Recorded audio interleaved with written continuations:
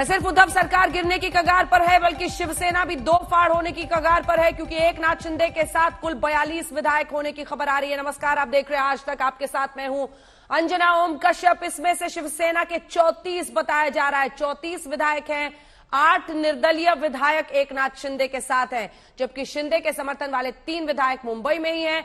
इसका मतलब है कि शिंदे कैंप ने 37 का जरूरी आंकड़ा छू लिया है। ये हम आपको अलग अलग तस्वीरें दिखा रहे हैं। तस्वीर नंबर 1, जब वर्षा छोड़कर मातोश्री पहुंच रहे हैं उद्धव ठाकरे, रास्ते में वो लोगों से मिल रहे थे। इधर विधायकों का वीडियो सामने आ रहा है, उधर वर्चस्व को चुनौती है, सेना का मंथन होगा बताया जा रहा है, बैठकें होंगी। एकनाथ शिंदे अपना वीडियो जारी करते हैं, लेकिन एनसीपी की भी बैठक होने वाली है और इधर उद्धव के समर्थन में भी कुछ जगहों पर प्रदर्शन हुआ था, खासतौर पर बीती रात जब वो निकले थे वर्षा से मातोश्री के लिए। बड़ी खबर इस वक्त 11 बजे के बुलेटिन में आ रही है। आपको बता दें, एक के बाद एक विधायकों का दौर शुरू है जो पहुंच रहे हैं शिंदे के साथ गुवाहाटी में। कुल 42 विधायक, ये खबर इस वक्त आ रही है। 42 विधायक हैं एकनाथ शिंदे के साथ। गुवाहाटी में शिवसेना के 34 और निर्दलीय 8 विधायक उनके साथ हैं। गुवाहाटी के होटल में असम के एडीजी पहुंचे हैं बताया जा रहा है। यानी सुरक्षा के इंतजाम किस तरह के हैं समझ लीजिए। मंत्री अशोक सिंघल भी वहां पर होटल में पहुंचे हैं गुवाहाटी में। गुवाहाटी के होटल में आज सुबह से ही आवाजाही तेज है। अनुपम मिश्रा हमारे सहयोगी हमारे साथ जुड़ेंगे, जिनके पास हम चलेंगे ये जानने के लिए कि गुवाहाटी के होटल में इस वक्त किस तरह की हलचल चल रही है। लेकिन 42 विधायक बताया जा रहा है वहां पर मौजूद है। गुवाहाटी में शिवसेना के 34, निर्दलीय 8 एमएलए मौजूद हैं और 3 शिवसेना के विधायक मुंबई में हैं जो एकनाथ शिंदे के समर्थन में खड़े हैं। अनुपम, इस वक्त किस तरह की हलचल वहां पर है? क्या लिस्ट जारी है? क्या शिवसेना वाले 34 ही विधायक वहां पर हैं, 3 मुंबई में बताए जा रहे हैं और 8 निर्दलीय? क्या है लेटेस्ट डेटा, जल्दी बताइए। जी बिल्कुल अंजना, सबसे पहले मैं आपको सिक्योरिटी दिखा दूं। सिक्योरिटी का बंदोबस्त आज सुबह से और ज्यादा कड़ा कर दिया गया है और सुबह से ही हम यहां पर गहमा गहमी देख रहे हैं। सुबह 8 बजे के आसपास सबसे पहले 3 विधायक इस होटल में घुसे, उसके बाद और 4 विधायक घुसे, जिसमें 3 शिवसेना के विधायक थे, दीपक केसरकर, सदा सरवरकर, मंगेश कुलाधार और आशीष जायसवाल इंडिपेंडेंट। और इसके बाद अभी 10 मिनट पहले ही यहां पर जो असम सरकार में मंत्री हैं अशोक सिंघल, वो भी एस्कॉर्टेड गाड़ी में भीतर घुसे हैं, साथ में एडीजी भी उनके साथ हैं। लेकिन अशोक सिंघल किसी पर्सनल काम से अंदर गए हैं या फिर उनसे मुलाकात करने गए हैं। जो बागी खेमा भीतर में अपना डेरा डाल कर बैठा हुआ है, ये अभी कंफर्म नहीं हो पा रहा है। और जहां तक विधायकों की संख्या का सवाल है, इसमें एक बात तो पक्की है कि जो जादुई आंकड़ा है 37, उसके बेहद करीब इस वक्त यहां पर एकनाथ शिंदे के साथ जो विधायक है शिवसेना के ही, वो मौजूद हैं। ऐसे में 34 से 35 विधायक यहां पर भीतर में ही शिवसेना के मौजूद हैं। इसके अलावा इंडिपेंडेंट कम से कम 7 से 8 विधायक यहां भीतर में मौजूद हैं। और जो कहा जा रहा है कि 3 विधायक मुंबई में उनके समर्थक हैं वो भी हैं। तो ऐसे में जो जादुई आंकड़ा कहा जा रहा है उसके बिल्कुल करीब एकनाथ शिंदे पहुंच चुके हैं। अब देखने वाली बात यही होगी कि वो खुलकर कब इस बात का ऐलान करते हैं और सभी को इस बात की अपेक्षा है, उम्मीद है कि हो सकता है जल्द ही एकनाथ शिंदे खुलकर ऐलान करें और नामों के साथ, हो सकता है पिक्चर्स के साथ, वीडियोस के साथ ये जारी करे कि 37 विधायक जो शिवसेना के हैं, ताकि दल बदलू कानून हम पर न लगे, वो पेश करें। अंजना बिल्कुल, और अब एक के बाद एक के बीच में वीडियो भी जारी कर रहे हैं। यानी एक जो वीडियो अभी आया है उसमें 16 विधायक दिख रहे हैं। अनुपम जी बिल्कुल, कल रात से ही वीडियो जारी करने का, इनफैक्ट कल दोपहर में सबसे पहला वीडियो जारी किया था एकनाथ शिंदे ने, जब 7:30-8 के आसपास यहां पर जो काफिला था, पहला बड़ा काफिला सूरत से आया था, वो घुसा था। उसके बाद दोपहर तक एक वीडियो जारी किया गया। उसके बाद जैसे जैसे विधायक घुस रहे हैं, उनको जो स्वागत किया जा रहा है एकनाथ शिंदे की ओर से, वो छोटा सा वीडियो वो रिलीज कर रहे हैं। कल रात से लेकर आज सुबह तक जितने भी विधायक पहुंच रहे हैं, उनका स्वागत एकनाथ शिंदे खुद कर रहे हैं और वो वीडियो वो रिलीज कर रहे हैं। तो एक तरह से ये वो जाहिर कर रहे हैं अपने शक्ति का प्रदर्शन कि देखिए हाँ, हमारे साथ इतने विधायक और आ गए। अब ये वीडियो रिलीज करने का मकसद एकमात्र यही है, शक्ति प्रदर्शन और दूसरे खेमे को और ज्यादा निराश और हताश करना। बिल्कुल, और इसमें वो कामयाब होते दिखाई दे रहे हैं। आइए आपको सीधे लिए चलते हैं मातोश्री, जहां से मौसमी सिंह हमारी सहयोगी हमारे साथ जुड़ रही हैं। आशुतोष हमारे साथ वहां पर मौजूद हैं जहां पर एनसीपी की बैठक होने वाली है। देखिए, सहयोगी दलों में भी हलचल है क्योंकि मामला शिवसेना के हाथ में, उद्धव ठाकरे के हाथ से फिसल रहा है, लेकिन सरकार तीनों की गिरेगी, महाराष्ट्र विकास आघाड़ी गिरेगी। मातोश्री, मौसमी सिंह, आज की सुबह सन्नाटा भरा। बिल्कुल अंजना, देखिए ये वो जगह है जहां से महाराष्ट्र की सियासत चलती थी, केंद्र था महाराष्ट्र की सियासत का।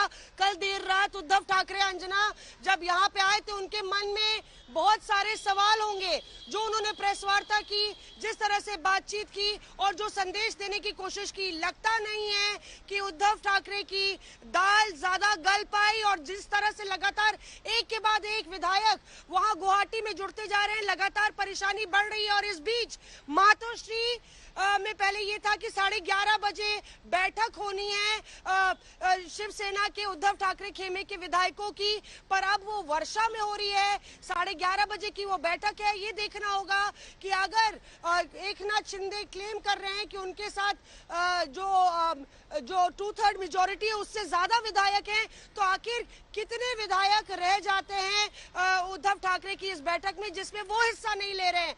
तो बहुत गहमा गहमी मची हुई है। और यहाँ पे आप देखिए कि सुरक्षा का पहरा है। रात तक समर्थक यहाँ पे शिवसेना के यहाँ पे मौजूद थे। अभी यहाँ पोस्टर लगा हुआ है, शिवसेना का झंडा है। और ये वो जगह है जहाँ बाला साहब ठाकरे जब अपने दो मंजिल के मकान से निकलते थे, हाथ दिखाते थे, तो शिव सैनिक का जो कोई की जो आस्था थी उनमें वो अपरंपार थी। और अभी भी गुरु पूर्णिमा पे वो लोग आते हैं यहाँ पे, तो एक भावनात्मक जुड़ाव मातोश्री से है। यही वजह है शायद कि रणनीति के तौर पे वर्षा से वो मातोश्री आए उद्धव ठाकरे, पर अभी बहुत अच्छी खबर उनके लिए नहीं आ रही है गुवाहाटी से। अंजना, बिल्कुल, और ये सन्नाटा एक बहुत बड़ा संकेत दे रहा है आज की सुबह जो पसरा हुआ है। वर्षा में बैठक हो रही है। बहरहाल आशुतोष, वहां से क्या खबर है? शरद पवार क्यों नहीं एक्टिव हो रहे? क्या शरद पवार ने कुछ कोशिशें की है? बार बार ये कहा जा रहा है कि पिछली बार जब अजीत पवार की बगावत थी तो ये संकट मोचक के तौर पर शरद पवार आए थे, लेकिन आज की इस बैठक से क्या उम्मीद करें? जब पिछली बार ये पूरा घटनाक्रम हुआ था तो याद रखिए सब कुछ शरद पवार के नियंत्रण में था, क्योंकि उस समय बगावत उनकी अपनी पार्टी से थी। होटल में हलचल है। अनुपम, बताइए क्या हो रहा है?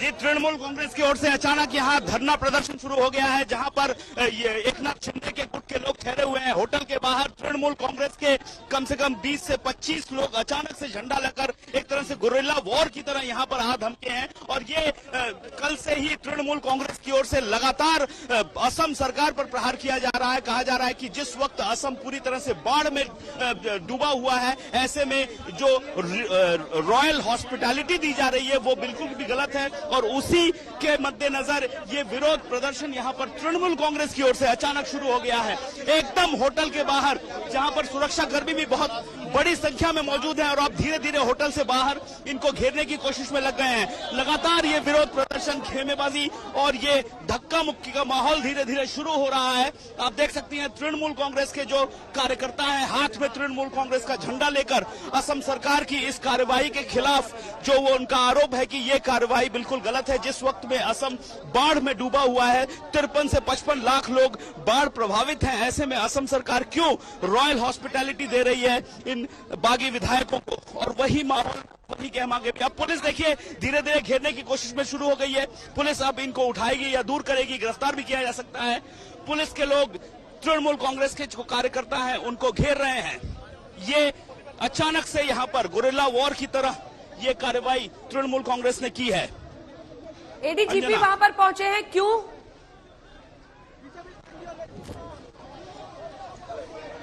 जी देखिए, एडीजीपी यहाँ पर आए थे, मंत्री जो आए हैं अशोक सिंघल, उनके साथ वो यहाँ पर पहुंचे थे। और यहाँ पर ये आए हुए हैं, उनसे हम बात करने की कोशिश करेंगे कि यहाँ पर ये क्या कहने की कोशिश कर रहे हैं? जो सिचुएशन चल रहा है, तो ये बीजेपी गवर्नमेंट असम में जो चल रहा है, ये अभी सेंट्रल गवर्नमेंट का बीजेपी गवर्नमेंट में भी यहाँ बाढ़ जो चल रहा है, नेचुरल कैलामिटीज, आदमी लोग अभी मर रहे हैं, कुछ खाने नहीं मिल रहा है। तो एक सुनिए तो एक पैसा भी सेंट्रल गवर्नमेंट कुछ भी नहीं दिया है। तो वो जो अभी ये हॉर्स ट्रेडिंग करने के लिए यहाँ आए हैं, इसीलिए हम लोग प्रोटेस्ट कर रहे हैं। ये छोड़िए, हम लोग का बांध का जो आदमी पड़ा है उसको मदद कीजिए गवर्नमेंट। ये हॉर्स ट्रेडिंग बंद कीजिए यहाँ।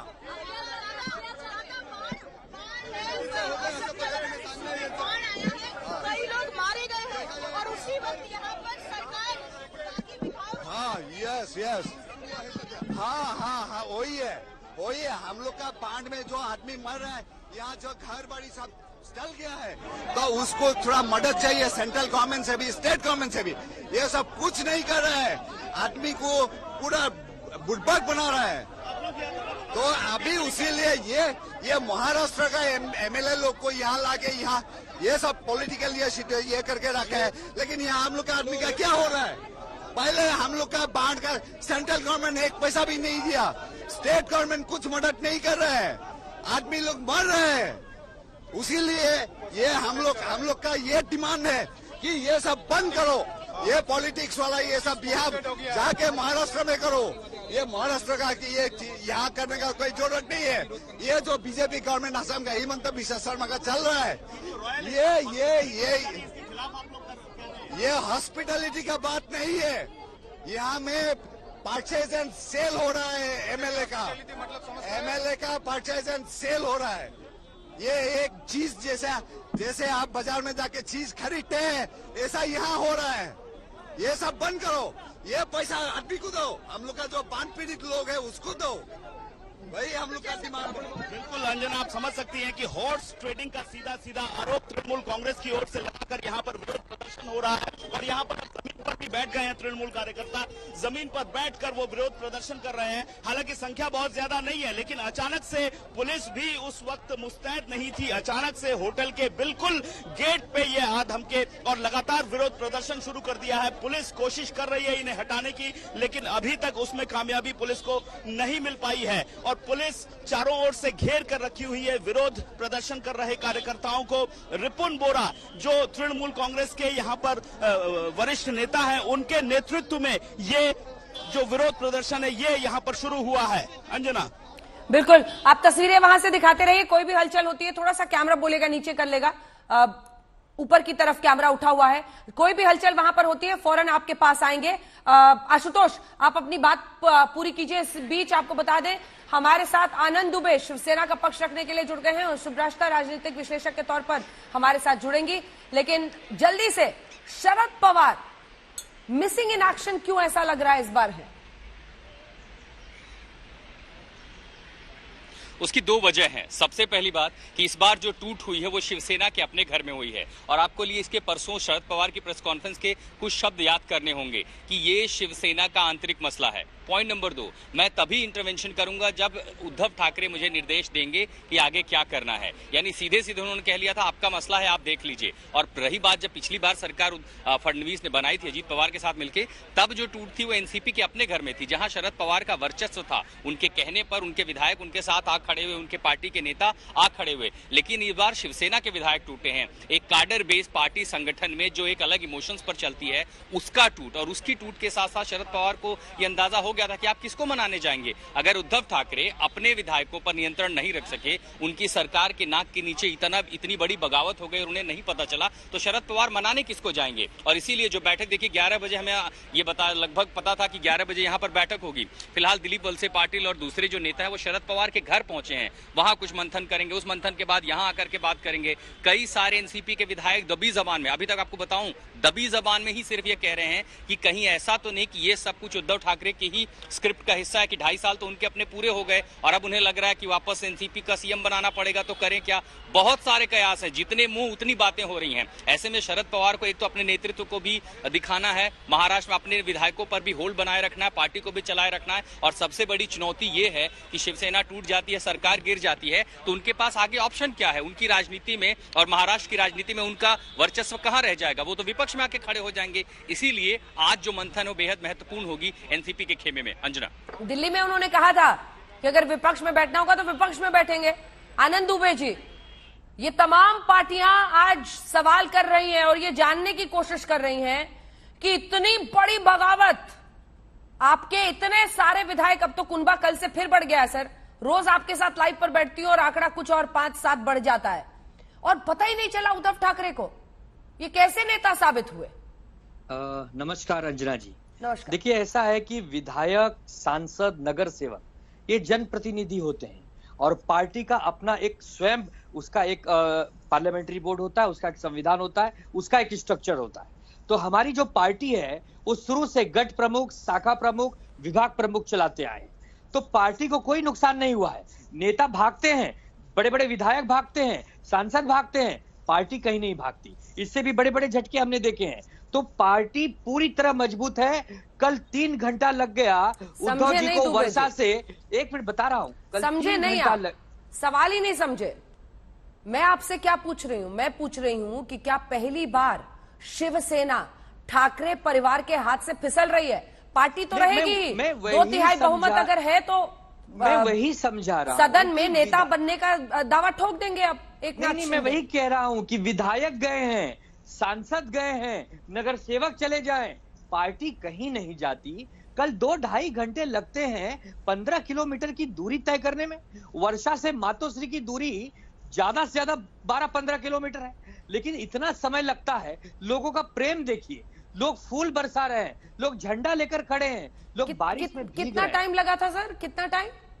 घंटों लगे थे उनको पहुंचने में। सर क्या बात कर रहे हैं? मैं 9 बजे का बुलेटिन कर रही थी, उसके बाद वो निकले हैं और 10:30 पौने 11 होते होते पहुंच गए थे।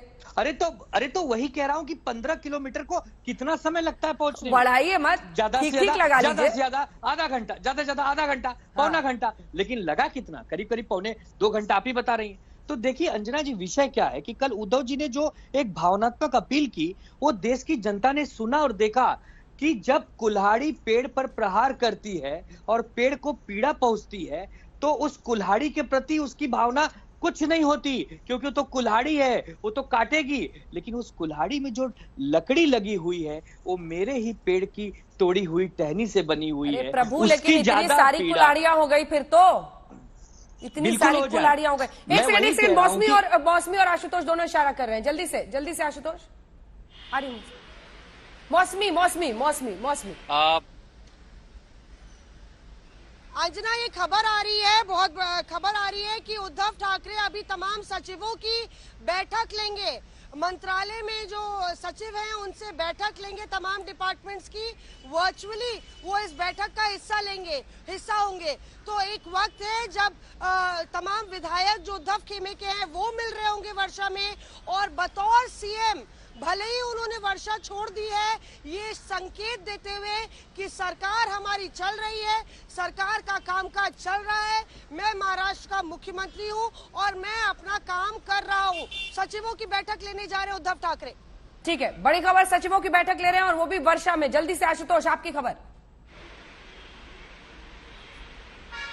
अंजना, एक लाइन की इन्फॉर्मेशन और एक सवाल भी जो आपके मेहमान उनसे पूछिएगा। एक तो ये कि शरद पवार की जो बैठक होने वाली थी 11:30, वो लगभग 1 घंटे अब और टल चुकी है। अभी तक कोई भी यहाँ मेहमान पहुंचा नहीं है, लेकिन उनके घर पर जो महाराष्ट्र के गृह मंत्री हैं वो पहुंचे हुए, तो उनकी बैठक चल रही है। दूसरा सवाल इन मेहमान से पूछेगा कि जब अगर पेड़ कटा है, कुल्हाड़ी लगी है, तो उसके छाया के नीचे लाभ लेने वाले अगर मुंबई में दिखाई पड़े हैं तो ठाणे से लेकर भाईंदर तक, भिवंडी से लेकर के आगे औरंगाबाद तक एकनाथ शिंदे के समर्थन में इतने सारे पोस्टर भरे पड़े हैं, जिसमें उनके राजनीतिक गुरु आनंद दिघे की तस्वीर है, बाल ठाकरे की भी तस्वीर है, लेकिन माफ कीजिएगा, उद्धव ठाकरे जो है और उनके बेटे, उनकी तस्वीरें क्यों गायब है? इतने सारे एकनाथ शिंदे के बाला साहब ठाकरे की तस्वीरें पोस्टर में, आनंद दिघे की तस्वीरें पोस्टर में, एकनाथ शिंदे की तस्वीरें पोस्टर में, ये सब कौन से लोग हैं मिस्टर दुबे? अंजना जी, जब 5 स्टार होटलों में रह रहे हैं, चार्टर्ड विमान बुक होकर ओला उबर की तरफ पार्क हो गई है एयरपोर्ट पर, तो पोस्टर लगाने में कितने पैसे लगते हैं? ये तो पैसा खर्च करके लगता है। 2-4-5 करोड़ रुपए में पूरे महाराष्ट्र, पूरे भारत में पोस्टर लगवा दीजिए। कल हमारे रिपोर्टर बता रहे थे कि शिव सैनिकों को ये संदेश दिया गया था पार्टी की तरफ से कि आप लोग पहुंचिए वर्षा से मातोश्री के रास्ते पर। अरे सब श्रद्धा से पहुंचते हैं, विभाग प्रमुख, शाखा प्रमुख, गढ़ प्रमुख, जब उन्हें पता चलता है कि उनके मुख्यमंत्री, उनके नेता अपना सरकारी आवाज छोड़ रहे हैं। शुभ्रा जी वो कह रहे हैं कि शिवसेना का जो समर्थन है वो उद्धव ठाकरे के ही साथ है। आपका कमेंट जल्दी से। अगर है तो फिर सरकार इनकी बची रहेगी, इनके पास नंबर्स भी होने चाहिए। जब जितना बोल रहे हैं अंजना जी, तो इनको नंबर्स बताने चाहिए ना कि उद्धव जी के साथ कितने लोग खड़े हैं, क्योंकि ये तो नंबर गेम पर ही आकर के बात रुकी हुई है। It's purely a matter of mathematical calculation. वो बता दें इनके एक्सेल शीट में कितने कॉलम्स ग्रीन है उद्धव जी के लिए और कितने कॉलम्स ग्रीन है एकनाथ शिंदे के लिए। सिंपल सी बात है। जिन एकनाथ शिंदे के सामने महाराष्ट्र की सरकार घुटने टेकती दिख रही है, उनकी कितनी राजनीतिक हैसियत है महाराष्ट्र की राजनीति में, इसे समझने के लिए आपको एकनाथ शिंदे की राजनीतिक परवरिश, उनके राजनीतिक सफरनामे के बारे में जानना होगा।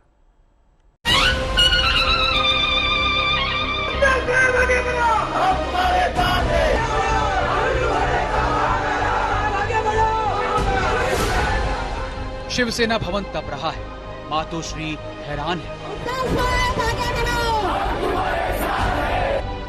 महाराष्ट्र सरकार परेशान है। मुंबई से ठाणे तक, सूरत से दिल्ली तक सियासी भूचाल आया हुआ है और इस पूरे राजनीतिक खेल का सूत्रधार सिर्फ एक है, जिसका नाम है एकनाथ शिंदे। ये एकनाथ शिंदे कौन है जिसने महाराष्ट्र में शिवसेना को चैलेंज कर दिया? ये एकनाथ शिंदे कौन है जिसने बाला साहेब का नाम लेकर बाला साहेब के बेटे को चुनौती दे डाली? ये एकनाथ शिंदे कौन है जिसने देश के तीन राजनीतिक दलों के सूरमाओं का गणित गड़बड़ कर दिया है? तो सुनिए, एकनाथ शिंदे वो है जिसे सियासत की घुट्टी उस आनंद दिघे जैसे नेता ने पिलाई। कहते हैं जिसकी मर्जी के खिलाफ बाला साहेब भी फैसले नहीं लेते थे। एकनाथ शिंदे वो है जिसने बाला साहेब से हिंदुत्व का मंत्र लिया। एकनाथ शिंदे वो है जिसने कट्टरता की हद तक शिव सैनिक का वचन निभाया। वो पक्का कड़वा शिव सैनिक है, मैं जानता हूं उनको।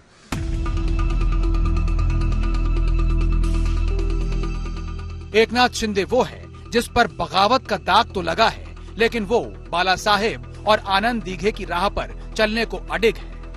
आगे की तारीफ ये है कि कल तक एकनाथ शिंदे उद्धव ठाकरे के दाएं हाथ थे, विधानसभा में पार्टी के नेता थे और शहरी विकास मंत्री तो वो अब भी है। महाराष्ट्र की राजनीति को करीब से देखने समझने वाले जानते हैं कि 70 के दशक में एकनाथ शिंदे जब महाराष्ट्र के सातारा से ठाणे आए थे, तब महज 11वीं तक पढ़ाई की थी और पारिवारिक संकट में गुजारे के लिए ऑटो रिक्शा तक चलाया। इसी दौरान एकनाथ पर बाला साहेब की राजनीति का गहरा असर हुआ और वो शिवसेना के आंदोलनों में शामिल होने लगे। ठाणे शहर के किशन नगर इलाके के शिवसेना शाखा प्रमुख के तौर पर एकनाथ शिंदे ने अपनी राजनीतिक पारी की शुरुआत की। पद भले ही छोटा था, लेकिन शिवसेना के हर छोटे बड़े आंदोलन में उनका हिस्सा हुआ करता था। 1985 में महाराष्ट्र कर्नाटक सीमावाद के आंदोलन के चलते उन्होंने कर्नाटक के बेल्लारी में तकरीबन 40 दिन बिताए थे। ऐसे में ही शिवसेना के ठाणे के कद्दावर नेता आनंद दिघे, जिनको धर्मवीर के नाम से जाना जाता था, उनकी नजर एकनाथ शिंदे पर पड़ी। 1997 में उन्हें नगर निगम चुनाव के लिए पहली बार टिकट मिला, जिसमें उन्होंने शानदार जीत हासिल की। इसके बाद 2001 में एकनाथ शिंदे नगर निगम में नेता सदन बने। 2002 में फिर पार्षद का चुनाव जीता। 2004 में विधानसभा का चुनाव जीत लिया। 2005 में ठाणे के पार्टी अध्यक्ष बन गए। फिर 2009, 2014 और 2019 में भी लगातार विधानसभा चुनाव जीता। इस दौरान शिवसेना में बाला साहेब नहीं रहे थे। छगन भुजबल से लेकर नारायण राणे और राज ठाकरे तक ने शिवसेना छोड़ दी और एकनाथ शिंदे की कामयाबियों की वजह से पार्टी में उनका कद बढ़ता गया। बहुत बड़े दिग्गज राजनीतिक भी है। उन्होंने पूरे ठाणे डिस्ट्रिक्ट में अपना एक अलग अपनी पहचान उन्होंने बनाया, अपने बलबूते बनाए, ये हकीकत है। आज के तारीख में राजनीतिक इसमें वो मेरे से ज्यादा उनका कद बढ़ा है।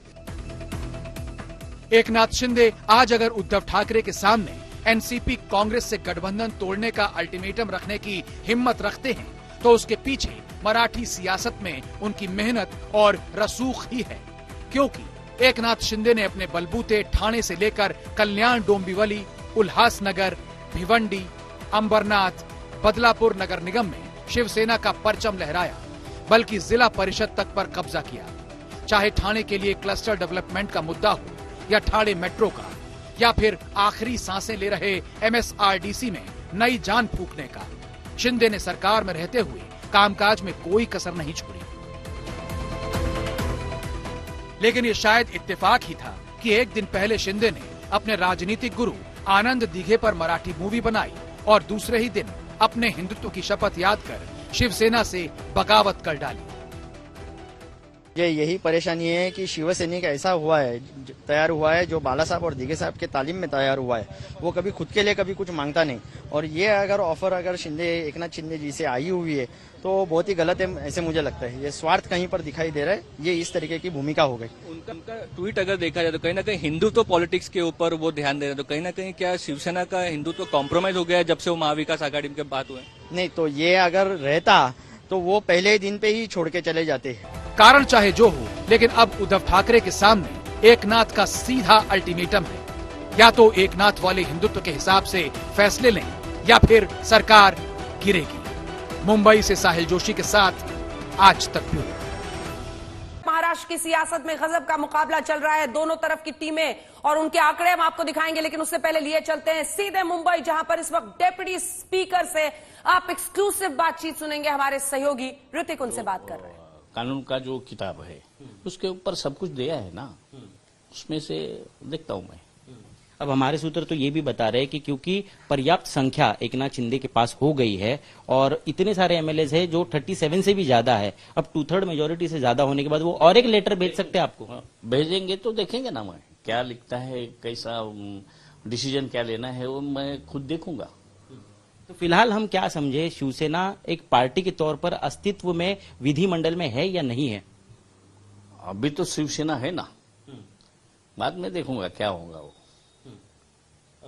कितना समय लग सकता है, कितना समय लग सकता है? 1-2 दिन में हो जाएगा। तो ये थे डिप्यूटी स्पीकर महाराष्ट्र असेंबली के नरहरी झिरवळ जी, जिन्होंने बताया है कि काफी संशयास्पद रिजोल्यूशन लेटर है वो, जिस पर कुछ साइन जो की हुई है वो उन्होंने नहीं की, ऐसा बताया जा रहा है, और इस वजह से वो इसकी जांच कर रहे हैं और लगभग 2 से 3 दिन लग सकते हैं उनको किसी डिसीजन तक पहुंचने के लिए।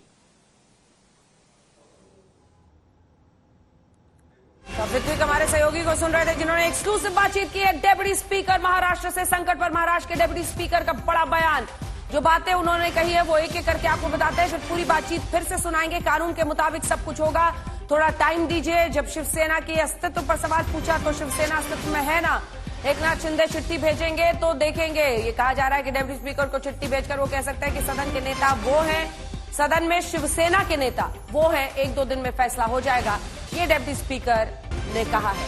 आइए आपको सुनाते हैं पूरी बातचीत।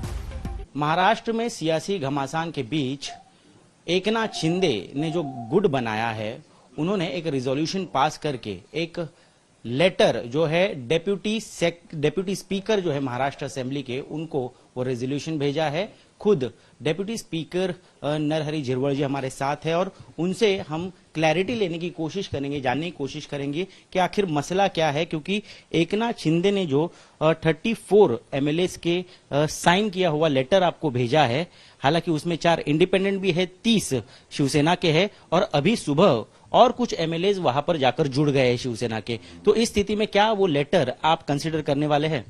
वो जो मेरे पास जो लेटर मिला है वो 34 बोलते, कभी कम बोलते, कभी ज्यादा बोलते, तो वो भी रहेगा, वो सही भी रहेगा, तो मुझे तो जांच करना जरूरत है, इसलिए मैं जांच करूंगा।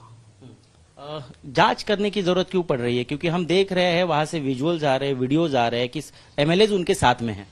वो है, लेकिन उस साइन में वो देशमुख करके उन्होंने बोला मैं देशमुख, हाँ, हम अंग्रेजी साइन करते हैं और उसमें मराठी है, वो ऐसे बोल रहे हैं और वो साइन करने के लिए यहाँ थे ऐसा बोलते हैं, लेकिन अभी वो घर पे है ऐसे ही बोलते हैं। तो ये मेरा साइन ही नहीं है, ऐसा एक है तो और कुछ है या नहीं वो तो जांच करना पड़ेगा। किस तरह से होगी ये जांच? क्या एमएलए से बात करने की कोशिश होगी या आप एकनाथ शिंदे से बात करेंगे और उनको कहेंगे कि आप दावा करें यहाँ पर आकर और जो है परेड कराए एमएलए की? कानून में जो जैसा होगा वैसा करूंगा। वैसा तो लगता है वो जांच करने के लिए उसको सामने बुलाना पड़ेगा। तो क्या उस तरह का कम्युनिकेशन हुआ है? आपने उनको बताया? तक कुछ नहीं, अभी तक कुछ नहीं हुआ। क्यों नहीं हुआ है? कितना समय लगेगा? और देखूंगा, मैं अभी पढ़ रहा हूँ क्या क्या है वो, उसके बाद मैं डिसीजन लूंगा। बताया तो ये भी जा रहा है कि एकनाथ शिंदे भी बड़े लॉयर्स के साथ बातचीत कर रहे हैं, क्योंकि 2/3 मेजोरिटी शिवसेना के एमएलए के अब उनके पास में है, क्योंकि उतने विधायक वहां पर गुवाहाटी में पहुंच गए हैं। तो वही दावा करने वाले हैं कि वही ग्रुप ऑफ लीडर है लेजिस्लेटिव पार्टी शिवसेना के, और साथ ही जो नया विप उन्होंने चुना है भरत गोगावले, उनकी भी मांग उन्होंने की है। क्या उसको आप परमिशन देने वाले हैं? अभी तो ये जो गठ नेता वो चुनाने के लिए, गठ नेता होने के बाद प्रतोद चुनाता है। अभी गठ नेता है या नहीं वही पता नहीं, क्योंकि मैंने वो कौन हो चौधरी को, अजय चौधरी को, उसको गठ नेता बनाया है। वो कानून में है, पक्ष प्रमुख जो रहता है वो गठ नेता चुनाता है, और इसके बाद दूसरा कोई गठ नेता चुनाने के लिए जो कानून रहता है तो कानून में ऐसा आता नहीं, ऐसा मेरा मकसद है। लेकिन उस लेटर में, उस रेजोल्यूशन में कहा है कि 2019 को सारे विधायकों ने और खुद उद्धव ठाकरे जो पक्ष प्रमुख है उन्होंने एकनाथ शिंदे को गठ नेता के तौर पर चुना हुआ था। तो वो तब तक कंसिडर किया जाएगा जब तक उतनी ही संख्या के एमएलए फिर से कोई नहीं चुनते हैं गठ नेता। अजय चौधरी जब आए थे गठ नेता के तौर पर नियुक्त होने के लिए, तब उनके साथ कितने विधायक थे, कितनी लोगों की साइन थी? उसके साथ विधायक ने आना जरूरत नहीं है। जो जो पक्ष प्रमुख रहता है वो गठ नेता चुनाता है। गठ नेता चुनाने के लिए जो कानून है उस कानून से उद्धव ठाकरे जी ने मुझे लेटर दिया था, उसके ऊपर मैंने उसका कंसिडर किया। लेकिन उपाध्यक्ष जी, हम ये समझना चाहेंगे, खेल पूरी संख्या का है। अब संख्या क्योंकि एकनाथ शिंदे के पास है और महाराष्ट्र में उद्धव ठाकरे के साथ अब लगभग 10 से 12 ही एमएलए बचे हैं, तो जिसकी संख्या ज्यादा है वही ग्रुप लीडर होगा, उसी का विप होगा, या जो पार्टी प्रेसिडेंट कहेंगे उनका होगा? नहीं, अभी तक कानून में तो पार्टी लीडर का ही है, बाद में देखूंगा क्या है वो। कितना समय लग सकता है? आप किससे बातचीत कर रहे हैं इसके बारे में समझने के लिए? कुछ नहीं, ये जो कानून का जो किताब है उसके ऊपर सब कुछ दिया है ना, उसमें से देखता हूं मैं।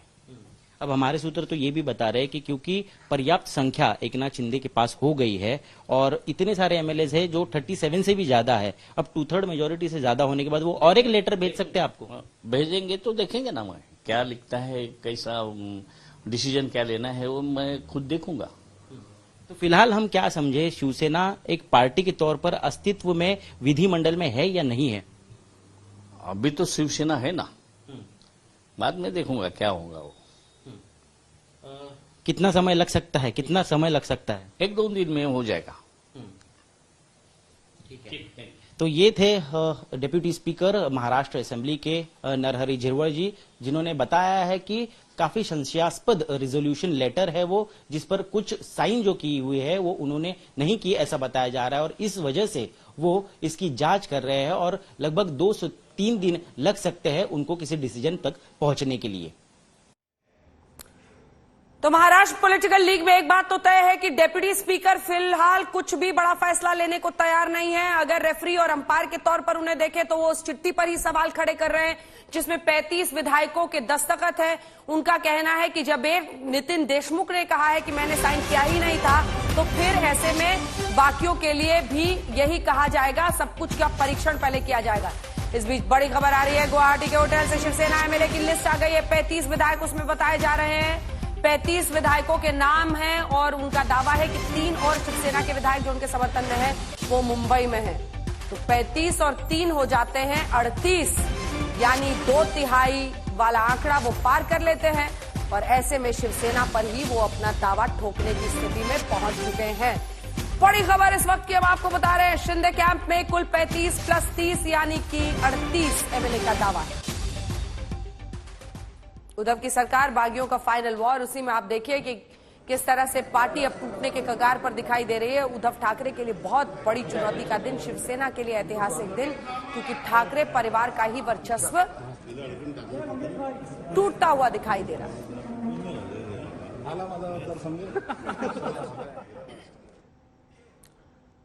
और अब महाराष्ट्र पॉलिटिकल लीग में हम आपको स्कोर बोर्ड दिखाने वाले हैं, क्योंकि स्कोर कार्ड ये साफ संदेश देखिए दे रहा है।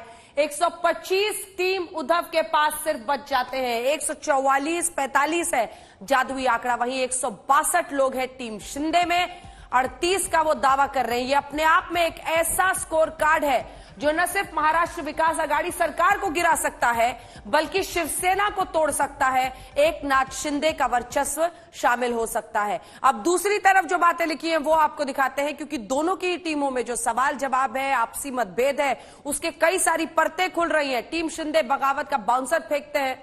टीम शिंदे फ्लोर टेस्ट का बाउंसर अगर फेंकते हैं तो फ्लोर टेस्ट हुआ तो संकट में आ जाएंगे उद्धव ठाकरे। टीम शिंदे समीकरण का बाउंसर भेजते हैं तो मुख्यमंत्री निवास उन्होंने छोड़ दिया है। टीम उद्धव ने जो समीकरण बदल रहे थे, कोई सुनने को तैयार नहीं था। टीम शिंदे अगर बगावत का बाउंसर फेंकते हैं तो देखिए सिर्फ 18 विधायक ही बचे हैं, बल्कि यहां तक कह रहे हैं एकनाथ शिंदे कि सिर्फ 13 उनके पास रह जाएंगे, बाकी सब मेरी तरफ आएंगे। फ्लोर टेस्ट का बाउंसर मुश्किल उद्धव ठाकरे के लिए, टीम उद्धव के लिए।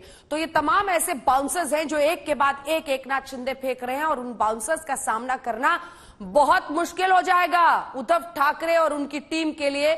किसी भी बैट्समैन को उतारने की स्थिति में वो है नहीं, क्योंकि जो लोग बातचीत का रास्ता निकाल सकते थे उनमें से कोई भी रास्ता निकालने में अभी तक कामयाब नहीं हुआ है। जरा स्कोर कार्ड एक बार फिर से आपको पार्टी वाइज दिखा देते हैं, ताकि आप भी समझ जाइए कि टीम शिंदे किसे हम कह रहे हैं और किसे कह रहे हैं team Uddhav. Team Shinde 106 BJP, बागी 37, अन्य 19, कुल हो जाते हैं 162। 144 के जादू आंकड़े से कहीं ज्यादा। वहीं टीम उद्धव में शिवसेना 55 से गिरकर रह जाती है सिर्फ 18 पर, अकल्पनीय स्थिति। वहीं एनसीपी 53 और कांग्रेस 44, तो 125, यानी अल्पमत का खतरा मंडराता हुआ टीम उद्धव पर दिखाई दे रहा है। तो दोनों ही टीमें और उनकी जो फिलहाल स्थिति है वो हम आपको महाराष्ट्र पॉलिटिकल लीग में दिखा रहे हैं, और ये भी बता रहे हैं कि जो हाल है दोनों तरफ उसमें गदगद और बल्ले बल्ले की नौबत है एकनाथ शिंदे की टीम के लिए, जो कि बीजेपी के साथ मिल सकते हैं जो सरकार बनाने के लिए। अब जो टीमों की स्थिति है वो आपको जरा बता देते हैं, क्योंकि इससे आप समझ जाएंगे कि चाहे टीम उद्धव हो, टीम शिंदे हो या फिर टीम पवार हो। सबसे पहले मातोश्री में जो विधायक हैं उनको बुलाने की बैठक, इधर एनसीपी भी बैठकों का दौर कर रही है। तीनों खेमों में जबरदस्त हलचल है। देखिए टीम शिंदे में तो 9 विधायक कल शाम से वहां पर पहुंच गए। गुवाहाटी के होटल में मंथन चल रहा है, एक के बाद एक विधायकों का पहुंचना है। दिनेश भी वहां पर कुछ देर पहले जो विधायक है वो पहुंचे हैं। इधर मातोश्री में विधायकों की बैठक चल रही है। टीम उद्धव की स्थिति देखिए, यशवंतराव चव्हाण सेंटर में बैठक चल रही है एनसीपी की। हालांकि ये जो बैठक आप देख रहे हैं, ये खबर आ रही है कि अब बैठक इस वक्त नहीं बल्कि थोड़ा डिले उसमें सुबह से ही चल रहा था 5। दरअसल एनसीपी और कांग्रेस तो यहां पर मुख्य खिलाड़ी बनकर ही रह जाएंगे। वो टीम में जरूर है महाराष्ट्र विकास आघाड़ी के, लेकिन बैट्समैन तो उद्धव ठाकरे हैं और बैट्समैन को ही पूरा मोर्चा संभालना है। लेकिन जब बैट्समैन ही कुछ करने की स्थिति में नहीं दिखाई दे रहा है और वही बाउंसर्स जो शिंदे फेंक रहे हैं उसके सामने निहत्था होता हुआ दिखाई दे रहा है, और स्कोर कार्ड ऐसा है, फासला इतना ज्यादा है, जादुई आंकड़े से इतने दूर है, तो मुश्किल है। और इसीलिए एनसीपी और कांग्रेस हर पल बस इंतजार के मूड में दिखाई दे रहे हैं कि आगे क्या होता है। क्या उद्धव ठाकरे वाले कुनबे को उद्धव ठाकरे अपने कुनबे को शिवसेना में बचा पाते हैं? अपनी ही टीम जब टूट रही है तो ऐसे में बैट्समैन अकेला क्या कर लेगा? सिर्फ 18 लोग उनके साथ है, और एकनाथ शिंदे का दावा है कि 18 भी नहीं बचेंगे। वो तो ये दम भर रहे हैं कि मेरे साथ बाकी भी आने वाले हैं, सिर्फ 13 विधायक ही रह जाएंगे उद्धव ठाकरे के साथ। यानी कुल मिलाकर महाराष्ट्र पॉलिटिकल लीग में अगर आज फाइनल मुकाबले का दिन है तो इस दिन टीम में पलड़ा भारी है एकनाथ शिंदे का। दल बदल कानून से भी बच सकते हैं जितने विधायक उनके साथ। महाराष्ट्र की सियासत में ताबड़तोड़ एक्शन हो रहा है। इस कड़ी में एक एक्शन दिखाया शिवसेना के विधायक नितिन देशमुख ने। देशमुख उन बागी विधायकों में थे जो शिंदे के साथ सूरत में रुके थे। सूरत से नागपुर पहुंचे नितिन देशमुख ने आरोप लगाया कि उन्हें बंधक बनाया गया और जान बचाकर वो भाग निकले हैं।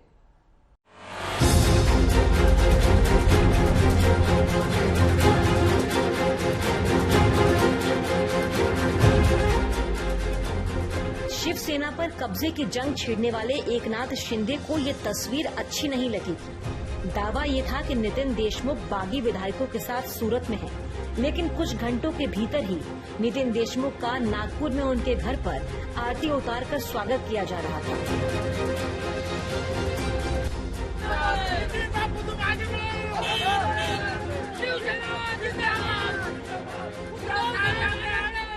इससे पहले नागपुर में कई जगह पर समर्थकों ने नारेबाजी के साथ देशमुख का स्वागत किया।